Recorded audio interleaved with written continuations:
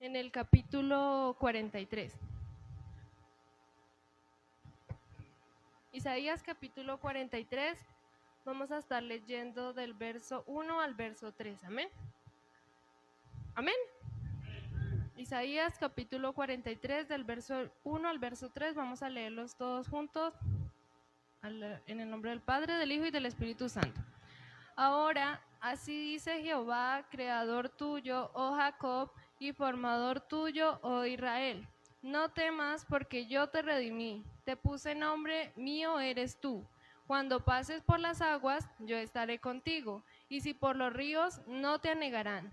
Cuando pases por el fuego, no te quemarás, ni la llama arderá en ti. Porque yo Jehová, Dios tuyo, el Santo de Israel, soy tu Salvador. A Egipto he dado por tu rescate, a Etiopía y a Seba por ti. Amén. Vamos a orar. Amado Dios, gracias te damos por la oportunidad que nos concedes en esta tarde de meditar una vez más en tu palabra. Te rogamos de una manera especial, Señor, que tú estés con nosotros y que hables a nuestras vidas, que el mensaje lo podamos retener y aplicar en cada una, Señor, de nuestras acciones, en nuestro diario vivir, Señor. Que seas tú el que hable, Señor, y que hagas tu maravillosa obra en el nombre de Jesús. Amén y amén. ¿Pueden tomar asiento, hermanos? El tema que le he puesto a este mensaje es corto el mensaje, no es tan extenso, y se titula Dios cuida de mí. ¿Cómo es el título? Dios cuida de mí. Y retomando un poco de lo que estaba hablando mi papá, yo también esta tarde miré un poco de la audiencia pública, la plenaria 270 del 2024. También estaban allí hablando, pues esto también tiene que ver en parte con la psicología, porque lo que quieren aprobar es que se prohíban las terapias de conversión. Y la terapia de conversión es que, digamos, lo que le explicaba, un niño quiere cambiarse de sexo y pues usted no puede ir a decirle lo contrario. Entonces ahí ellos están diciendo que si usted va y le dice lo contrario, lo está convirtiendo. Entonces eso es lo que ellos no quieren, sino que quieren es que se aprueben las terapias de afirmación. Y de afirmación es, ¿usted se cambió a ser una niña, de niño a niña? Ah, entonces sí, usted es una niña. Pero pues es como un poco contradictorio si lo pensamos, ¿cierto? Porque de afirmación debería ser, no, usted es un niño, usted no es una niña. Pero bueno, eso es todo un caos, ¿no? Y también me llamaba mucho la atención que allá habían incluso personas que eran transexuales que estaban en contra de esta reforma. Y yo decía, pero ¿cómo así? Es que eso hubo de todo, hermanos. Entonces sí hay que orar mucho por esto. Y pues una parte de mí piensa que todo esto es necesario que vaya sucediendo.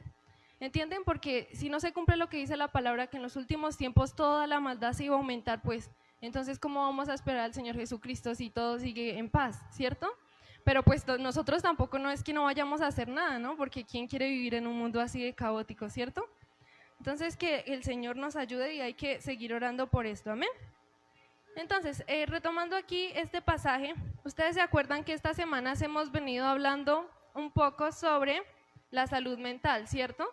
Entonces yo estaba pensando un tema, no sé, es que tiene como mucho pum, pum, si le pudiera hacer algo, hermano, por favor. Estamos hablando sobre la salud mental y yo estaba pensando en un tema como para terminar y asociarlo, la salud mental, con pues lo que nosotros creemos, ¿cierto? Con lo que nosotros vivimos día a día, que es con nuestro Dios, ¿cierto? Entonces yo estaba mirando y encontré este pasaje que me pareció muy hermoso. Allí como comienza diciendo, ahora así dice Jehová, creador tuyo, oh Jacob, y formador tuyo, oh Israel. Entonces este capítulo, aquí dice Jehová es el único redentor como título. No sé si su Biblia dice lo mismo. ¿Cómo dice su Biblia el título? Jehová es el único redentor, ¿cierto? Entonces este capítulo es un tema que nos habla de consuelo, de protección y del amor constante de Dios hacia su pueblo todavía. ¿El autor de este pasaje quién fue? Isaías, hermanos, estamos en Isaías. Entonces, ¿quién fue el autor? ¿El profeta? ¿Y está dirigido a quién? Al pueblo de Israel que estaba exiliado en Babilonia. Ya sabemos todos un poco la historia, ¿cierto? Como todo esto tuvo que pasar para que ellos finalmente trataran como de aprender la lección de que solamente tenían que servir a un único Dios, ¿cierto? Entonces aquí nos dice, ahora sí dice Jehová, creador tuyo y formador tuyo.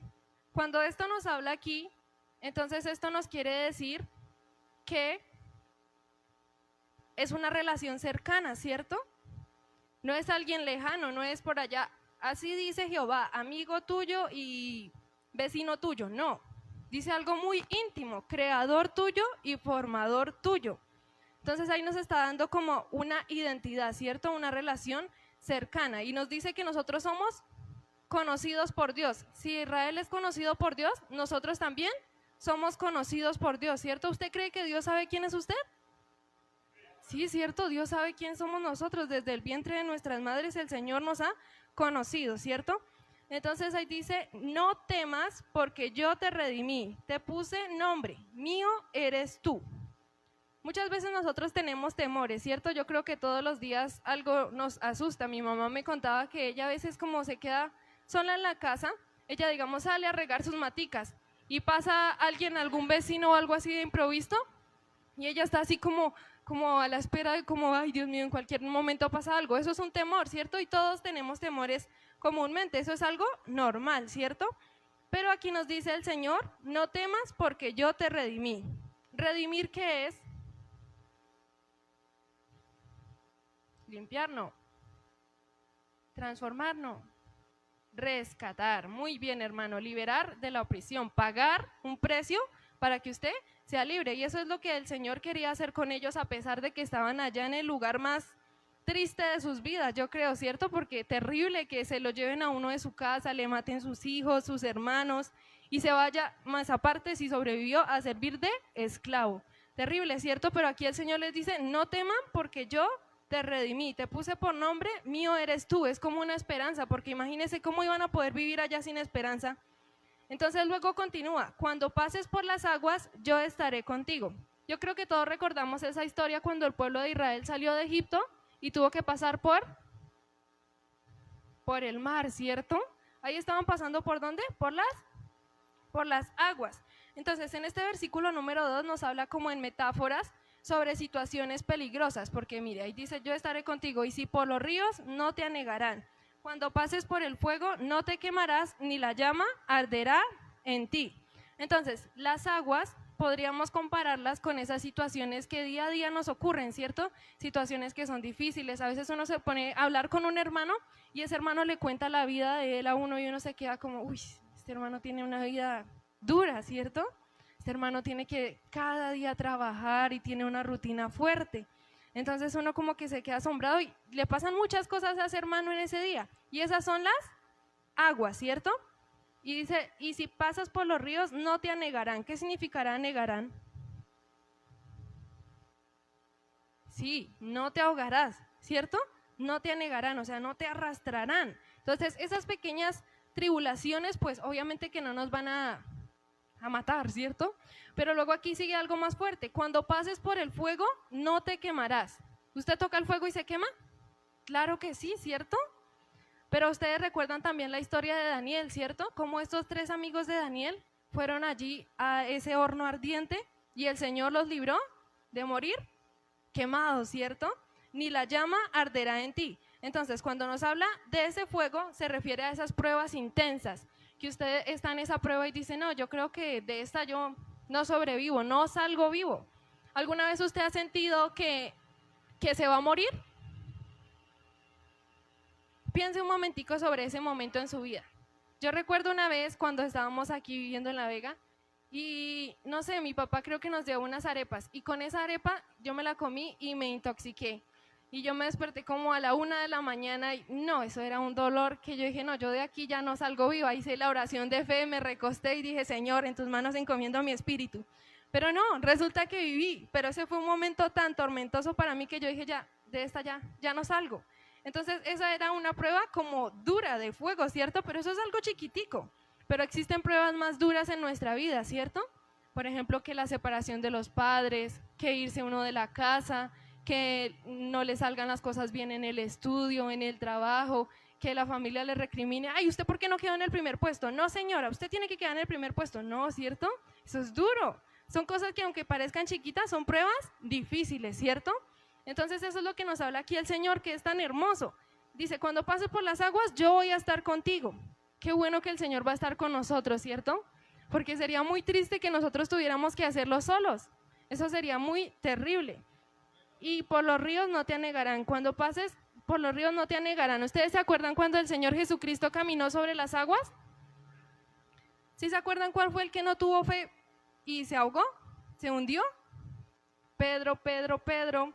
Así es. Pero el Señor nos dice que no nos va a pasar como Pedro, ¿cierto? Sino que nosotros vamos a poder seguir adelante. Cuando pases por el fuego no te quemarás, ni la llama arderá en ti.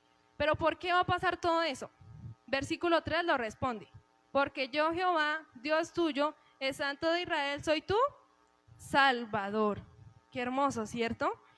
Aquí yo tengo algunos personajes de la Biblia que pasaron pruebas difíciles y pues yo buscaba en internet y se me hizo como curioso, yo busqué como por al azar, personajes de la Biblia que tuvieron trastornos mentales. Y yo dije, ¿será que eso sí va a salir? Y sí, sí salió. Entonces vamos a mirar algunos de ellos. Les voy a decir la cita y solamente un hermano se para y lo lee, el que más rápido lo encuentre. ¿Listo, por favor?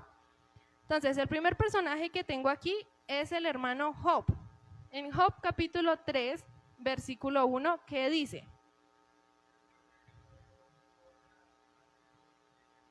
Muy bien. Job estaba pasando por un momento de depresión, ¿cierto?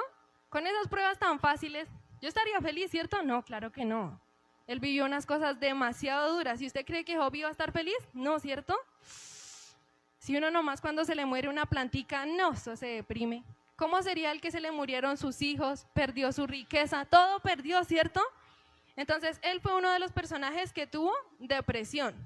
Segundo personaje, allí en Primera de Reyes, capítulo 19, versículo 4. Vamos a descubrir cuál era ese personaje.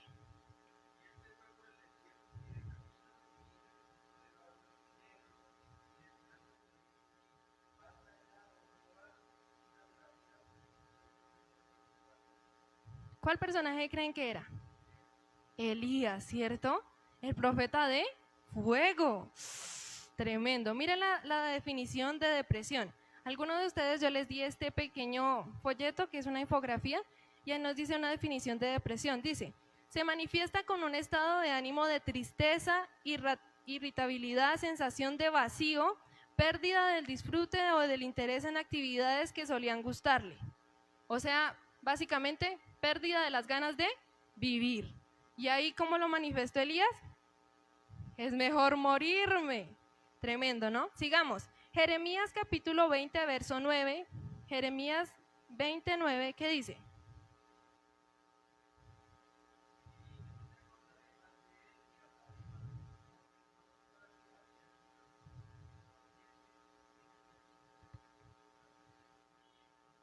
¿Ahí de quién estamos hablando? De Jeremías, ¿cierto? Él también pasó un momento difícil, no crea que la vida de él fue fácil. Primero, nació y el Señor le dijo, Jeremías, usted está destinado a ser un predicador. Y Jeremías, no, Señor, pero yo soy chiquito, yo no sé hablar. No, Señor, yo desde el vientre lo escogí. Y entonces él intentó negarse un tiempo, no, yo no quiero predicar. ¿Pero por qué creen que él no quería predicar? Porque nadie se convertía, absolutamente nadie le hacía caso. Parecido a lo que nos pasa hoy en día, ¿cierto? Que uno le dice a la gente, oiga, no haga eso, acérquese a Dios, busque a Dios, salve su alma, pero ¿qué hace la gente? Me vale. Ah, sí, ay, tan bonito el mensaje. Se me olvidó. Triste, ¿cierto? Entonces Jeremías, ¿qué trataba de hacer? Él trataba de resistirse. No, Señor, yo no voy a predicar más porque usted sabe que por su culpa me insultan. Por su culpa la gente me tiene como su enemigo de, ay, ahí viene el Jeremías ese a regañarnos. Entonces él vivió una vida muy dura. El Señor ni siquiera le dijo que se iba a casar, ¿no? ¿Por qué? Porque en ese momento iban a venir a llevárselos. Entonces él vivió un momento depresivo. Sigamos. Allí en Hechos capítulo 7, versículo 31.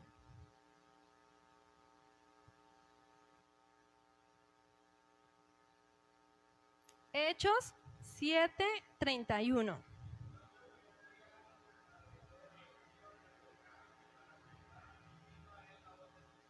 ¿Cómo es, hermano? Otra vez, perdón, que no escuché.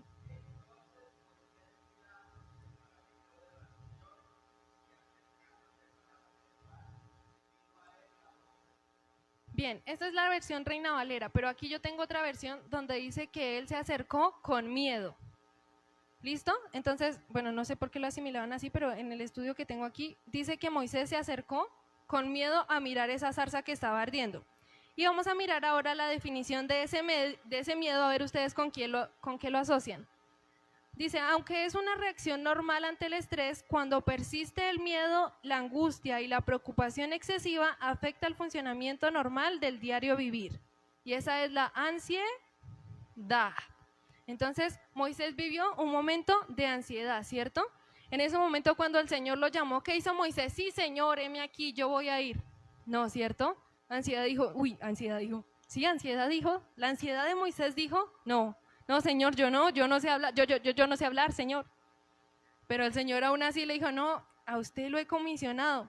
Y también tuvo otro momento de ansiedad, porque imagínese cómo no va a vivir usted estresado y con ansiedad con todo ese pueblo, ¿no? Cuando le dijeron, Moisés, tenemos sed, Moisés, tenemos hambre, deme, ay, si ve, Dios no nos da, nos trajo aquí para matarnos. Entonces Moisés en ese momento de desesperación, ¿qué hizo? ¡Pam! Golpeó la roca. Tremendo, ¿no? Y eso fue lo que pasó con el hermano Moisés, que le dio la ansiedad, ¿cierto? Vamos a seguir. Allí tenemos otro personaje en Primera de Samuel, capítulo 30, versículo 6. Primera de Samuel 36.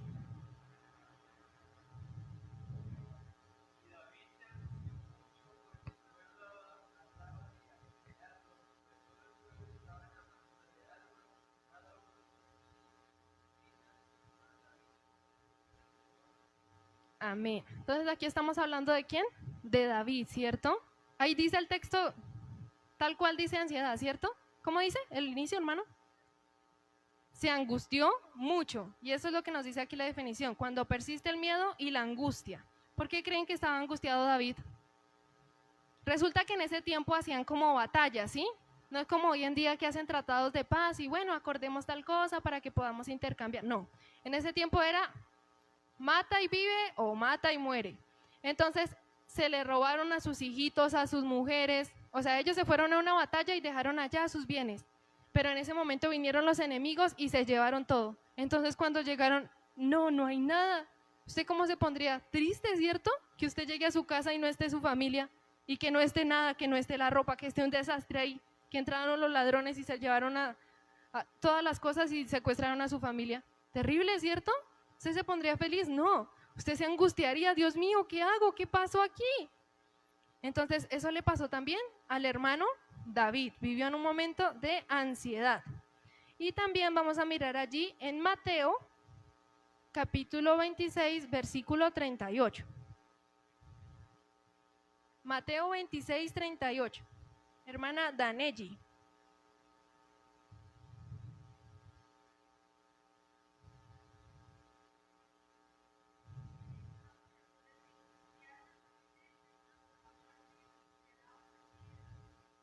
Gracias, hermana.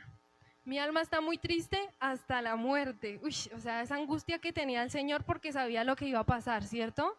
Terrible. Eso me parece a mí muy, muy increíble. Les comento que fui a visitar a los hermanos Olarte Castro y allá ellos me mostraron cómo hacen su devocional. Me pareció una manera súper diferente a lo que nosotros hacemos. Ellos llegan y leen los capítulos de la Biblia, por ejemplo, si es un capítulo muy largo, se lo dividen en 2 personas. Entonces, por ejemplo, Juliana lee hasta el versículo 20 e Isabela lee del 20 al 40. Y justo en esa lectura que hicimos, estábamos leyendo una parte de esto. Entonces me parecía muy tremendo que hasta nuestro Señor Jesucristo tuvo ese momento de ansiedad. Aquí tengo otros personajes y ustedes más o menos me van a decir qué creen que ellos tuvieron. Entonces, aquí menciona a Saúl, cuando vino un espíritu de parte del Señor que lo atormentaba. ¿Qué creen que él tenía? Locura, sí. Aunque yo encontré que aquí decía esquizofrenia. Pero tremendo, ¿no? O sea, así de duro sería. Y luego aquí nombra a Nabucodonosor, ese rey que el Señor le privó del entendimiento porque se puso de altivo y terminó comiendo pasto. ¿Qué creen que él tenía? ¿Ese sí tenía? Locura, ¿cierto? Entonces, eso es como terrible lo que uno encuentra también en la Biblia, ¿no? Cómo esas personas, esos personajes también padecieron de estos trastornos. Entonces, sí podemos relacionarlo un poco, pues, con lo que nosotros vivimos, ¿cierto? Ahora, retomando el capítulo 43, allí después de donde dice, Dios tuyo, el Santo de Israel, soy tu Salvador, a Egipto he dado por tu rescate, a Etiopía y a Seba por ti. Entonces, aquí toma un papel de Salvador, que el Señor tiene la soberanía sobre todas las naciones, ¿cierto? Entonces, aquí, ¿qué está diciendo? ¿Se acuerdan que Egipto significaba algo? ¿Qué significaba Egipto para los israelitas? La esclavitud, muy bien. En ese momento donde ellos estuvieron allá en esa esclavitud, el Señor ahora les dice aquí, a Egipto he dado por tu rescate. Entonces, ¿qué les está diciendo? Yo voy a sacrificar a los egipcios para salvarlos a ustedes y darles la libertad. Eso es como una forma también metafórica, ¿no? A Etiopía y a Seba por ti. Y todo eso porque el Señor quería que ellos fueran su prioridad. Así como nosotros hoy en día somos la prioridad del Señor, ¿cierto?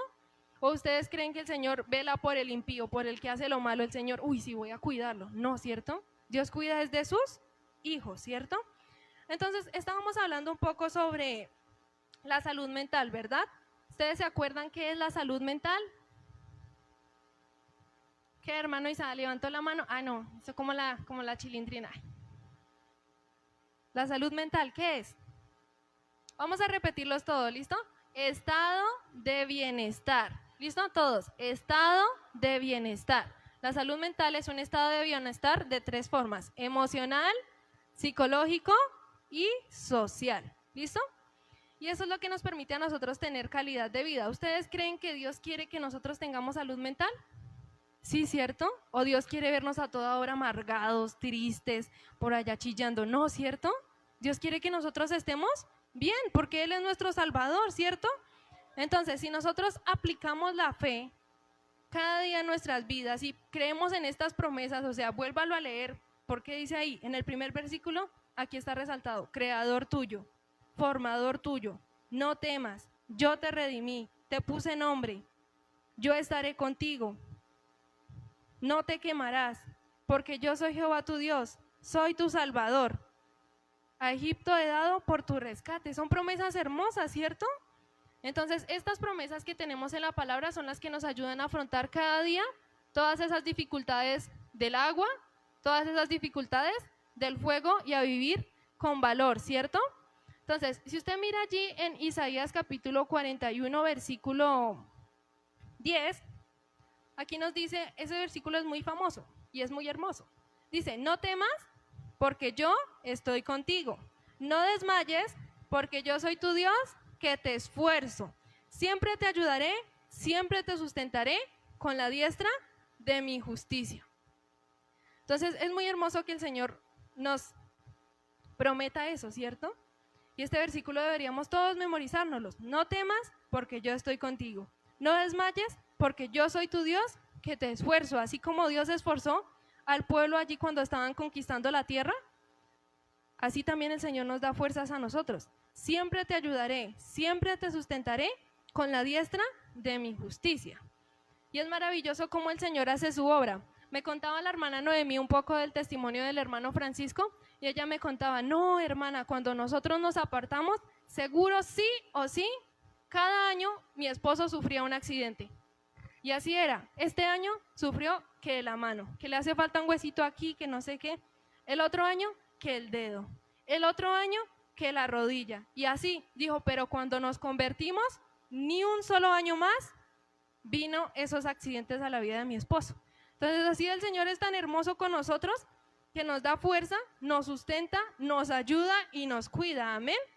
Entonces, resumiendo un poco sobre la acción solidaria que realicé, entonces aquí yo les voy a leer el objetivo, supuestamente, de esta acción social, que era promover la salud mental en la comunidad de La Vega mediante la concientización y educación para comprender los trastornos mentales, brindando herramientas y estrategias para afrontar situaciones problemáticas, para incrementar el bienestar emocional de la población. Entonces, la primera vez, ¿se acuerdan que yo presenté ahí unas diapositivas?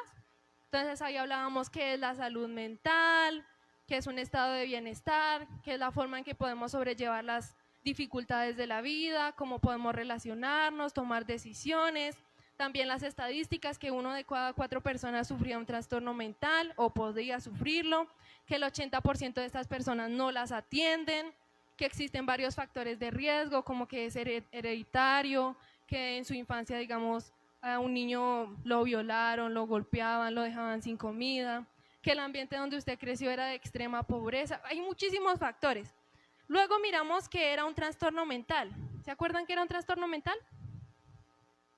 Una alteración significativa de la mente. Trastorno mental. ¿Listo? Entonces, también dijimos que habían unos factores que determinaban esos trastornos, ¿no? También hablamos que ¿quién lo puede padecer? Solo los niños, ¿cierto? No, cualquier persona en cualquier momento de su vida puede padecerlo. ¿Tienen cura? En su mayoría sí, tienen tratamientos con los cuales se puede una persona controlar. Nosotros vivíamos en Subachoque un tiempo con una señora que se llamaba Eloísa, y ella tenía esquizofrenia. Y entonces nosotros vivimos también un tiempo con mi prima, y mi prima a veces bajaba y la miraba así en la habitación que dejaba abierto y ella empezaba, santo, santo, pero yo creo que en su momento de cuando le iba a empezar eso, ella empezaba a adorar a Dios y mi prima se le burlaba, pero eso era una forma también como ella era, como que podía controlar su enfermedad, entonces eso me parece tremendo, ¿no? Pero bueno, lo pueden controlar con medicamentos. ¿Por qué no buscan ayuda a las personas? Por miedo, ¿cierto? Por miedo a ser discriminados. Uy, si vio ese evangélico, yo vi hoy por ahí a Carlos y fue es que con la psicóloga, está loco, ¿no es cierto? Entonces eso es lo que pasa muchas veces por lo que la gente no pide ayuda. Hoy cuando venía en el transporte me llamó la atención que se subió un momentico una muchacha y entonces yo no sé, yo la miré así como de reojo y cuando la volví a mirar estaba llena de cortaduras aquí y yo dije, uy, santo Dios, ¿qué estará pasando a esa muchacha? Y ya se bajó rápido, pero a mí me quedó eso tan grabado, yo dije, Dios mío, yo me puse a orar por ella, yo dije, Dios mío, ¿qué le estará pasando a esa muchacha, Dios mío? Terrible, ¿no? Porque muchas veces así hacen los adolescentes, porque nadie los escucha o porque están en esa etapa, ¿no? Es que esa etapa es difícil, yo ya la pasé, gracias a Dios, una etapa fea, no quiero volver a vivirla, no mentiras, pero esa es necesaria, ahí es donde se prueba y se forma el carácter de una persona. También me contaba como la hermana Noemí, como Juliana, ella se siente orgullosa en su colegio de ser la diferente. Llega y dice, hermana Eliana, es que se fueron todos a la misa y yo me quedé en el salón de profesores y yo me siento orgullosa de ser diferente. Qué hermoso, ¿cierto? Entonces, esa es una niña que ha crecido confiando en nuestro Dios, ¿cierto? Y ella es la que marca la diferencia. Entonces, que así también podamos ser nosotros. Continuando, hablamos sobre los signos y los síntomas. ¿Qué era un signo? Un signo es aquel que todos podemos mirar, percibir, oler, de pronto tiene mal aliento, de pronto tiene como fiebre. Y el síntoma es que yo lo siento, ¿cierto? Ay, no, es que yo siento como que me tiemblan las piernas, como que me voy a desmayar, como que veo borroso. Mamá, métame en arroz. ¿Listo? Entonces, esos son los síntomas. Sigamos. Los trastornos más comunes, esa era la infografía y un videito que mostramos ahí. Si usted se siente identificado con alguno de esos, ahorita le digo dónde pedir ayuda. ¿Listo? Entonces, los trastornos más comunes, ¿ustedes me pueden nombrar algunos trastornos que usted se acuerde? Trastornos, ¿cuáles? ¿Cómo? Depresión, ¿cuál otro? La ansiedad, ¿cuál otro? El estrés, muy bien, hermano. Existe algo también que se llama estrés postraumático. Alguien vive un evento muy traumático, por ejemplo, que cuando era pequeño lo mordió un perro. Entonces, él vive ese estrés postraumático que luego se encuentra otra vez con ese perro y no puede, le da algo y se desmaya. Y así en muchos casos, ¿listo? Sigamos, ¿cuál otro trastorno hay? Adicciones, muy bien. ¿Y cuáles adicciones hay? Muchas, ¿cierto? Adicción al alcohol, a las drogas. Uno que es muy común hoy en día, que hasta nosotros a veces somos adictos a las redes sociales, al celular, ¿cierto? ¿Cuál otro hay? Hay trastornos del sueño. Hay personas que sufren algo que se llama narcolepsia, creo que es, que no se pueden controlar y en cualquier momento se quedan ahí dormidos. Puede ser a la mitad de la calle, se queda ahí dormido. Es tremendo, ¿no? También existen trastornos de, ¿cómo es que se llamaba? Trastorno obsesivo compulsivo, trastornos de la alimentación. Que hay muchachas que usted las mira flacas, o bueno, normales. Uy, no, estoy re gorda. Eso también es un trastorno, que usted se mira al espejo, uy, estoy gordísima, y otra persona la ve y, ¡ay, está flaquísima! Eso también es un trastorno. Y así existen muchos trastornos, ¿listo? Entonces, después de eso, tuvimos algunas ideas para cuidar nuestra salud mental. ¿Se acuerdan que hicimos unas actividades con los cerebritos que están allá? ¿Sí se acuerdan más o menos cuáles son esas actividades que teníamos que hacer? Hacer deporte, la música, muy bien, paseos, ¿cuál otro? ¿Ejercicio? Ejercicio y deporte parecido, ¿no? Otro. Comer, buena alimentación, muy bien, hermano. ¿Cuál otra? ¿Ser desagradecido? No, ¿cierto? Ser agradecido. ¿Ser negativo? Uy, qué pereza ir al culto otra vez. Ay, ¿por qué me obliga? No, ¿cierto? Ay, Señor, gracias, qué bueno que puedo ir a tu casa. Casi me caigo en el camino, pero no me caí, gracias, Señor. ¿Listo?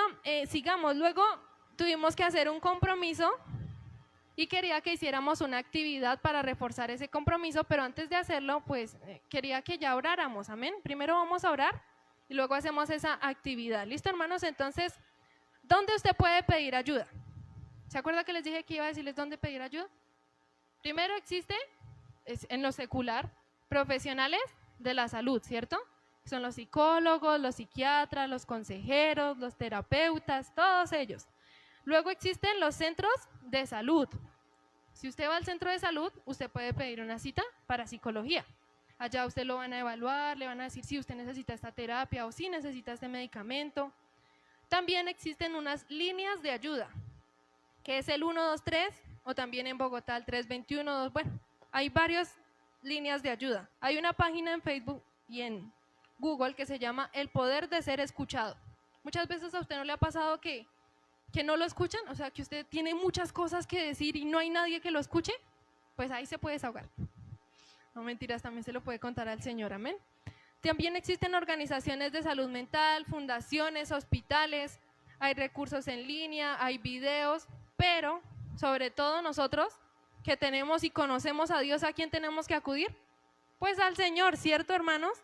Él es nuestro mayor benefactor y ayudador. Entonces vamos a orar para pedirle al Señor que